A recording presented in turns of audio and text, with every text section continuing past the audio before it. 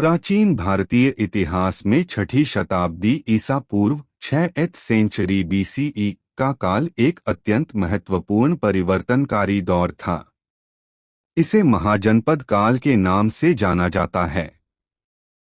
यह वह समय था जब उत्तर वैदिक काल के छोटे छोटे कबीले और जनपद छोटे राज्य भौगोलिक रूप से विस्तृत होकर बड़े शक्तिशाली राज्यों में बदल गए, जिन्हें महाजनपद कहा गया।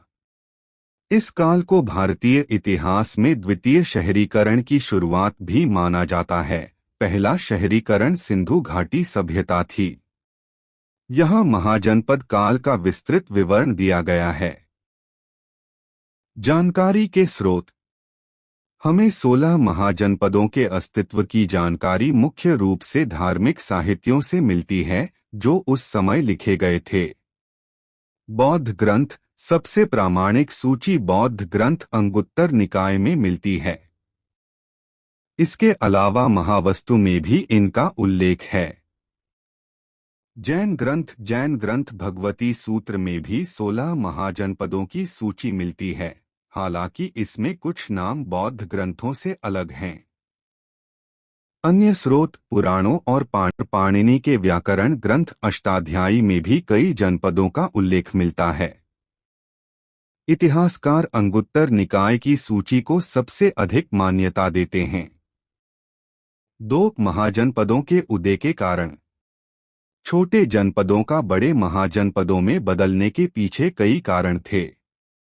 लोहे का व्यापक उपयोग। उत्तर प्रदेश और बिहार के क्षेत्रों में लोहे की खोज और उसका कृषि औजारों जैसे हल की फाल में उपयोग शुरू हुआ। इससे जंगलों को साफ करना और गहरी जुताई करना आसान हो गया। कृषि अधिशेष। लोहे के प्रयोग से कृषि उत्पादन बहुत बढ़ गया। अनाज का अधिशेष होने से व्यापार को बढ़ावा मिला और जनसंख्या का भरण पोषण आसान हुआ, जिससे शहरों का विकास हुआ। स्थायी जीवन और क्षेत्रीयता। लोग अब खानाबदोश जीवन छोड़कर एक जगह स्थायी रूप से रहने लगे थे। इससे अपनी भूमि या क्षेत्र के प्रति लगाव, क्षेत्रीयता की भावना बढ़ा। राजनीतिक महत्वाकांक्षा। राजाओं और क्षत्रियों में अपने क्षेत्र का विस्तार करने और अधिक शक्तिशाली बनने की होड़ शुरू हो गई, जिससे युद्ध और विलय का दौर चला। शासन प्रणालियां। इन 16 महाजनपदों में 2 प्रकार की शासन व्यवस्थाएं प्रचलित थीं। राजतंत्र। साथ साथ पहली बार धातु के सिक्कों का यहाँ शासन राजा के हाथ में होता था और पद वंशानुगत होता था। राजा सर्वोच्च शक्तिशाली था। उदाहरण मगध, कौशल, वत्स, अवंती, गणतंत्र या संघ। यहाँ शासन किसी एक राजा के हाथ में न होकर कुलीन लोगों के एक समूह या परिषद के हाथ में होता था। निर्णय मतदान या सभा के माध्यम से लिए जाते थे। उदाहरण वज्जी और मल्ल।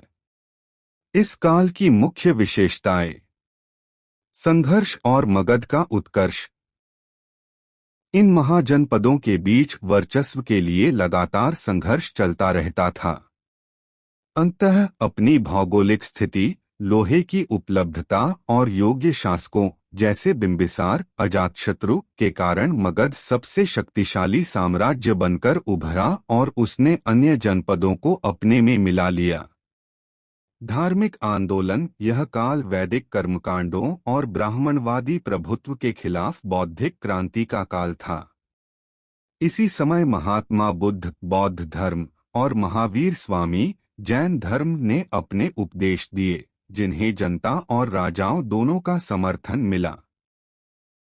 आर्थिक प्रगति और सिक्कों का चलन। व्यापार में वस्तु विनिमय के साथ साथ पहली बार धातु के सिक्कों का प्रयोग शुरू हुआ।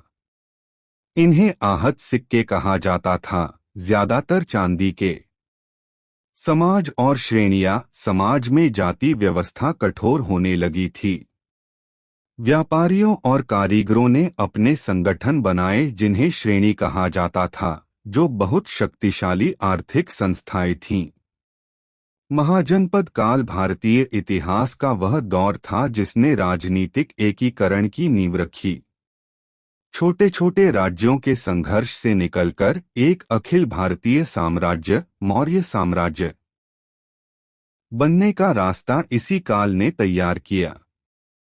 यह राजनैतिक, सामाजिक और धार्मिक दृष्टि से भारी उथल-पुथल और बदलाव का युग था।